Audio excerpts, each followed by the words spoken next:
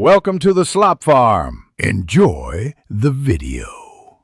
In this video, I will explain how to play Free Fire on Phoenix OS.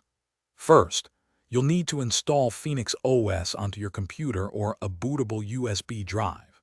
Make sure your system has at least 2 GB of RAM and a dual-core processor for smooth performance.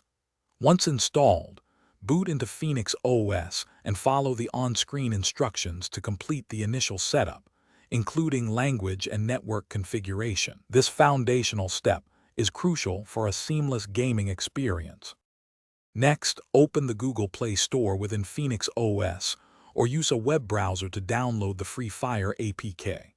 After downloading, proceed with the installation, ensuring you grant all required permissions for the game to function correctly. Once installed, launch Free Fire and navigate to its in-game settings. Here, you can adjust display options like graphics quality to balance visual fidelity with performance on your specific hardware. Now, let's tackle controls. Phoenix OS includes a built-in key mapping tool, which is essential for playing Free Fire with a keyboard and mouse.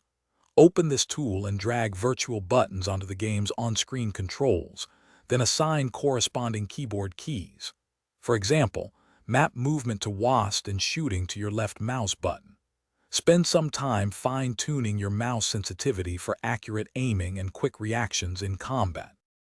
To ensure the best performance, close any unnecessary background applications running in Phoenix OS.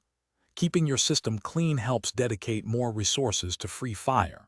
Regularly update both Phoenix OS and the game itself to benefit from performance improvements and bug fixes. If you encounter lag, try lowering the in-game graphics settings to smooth or standard.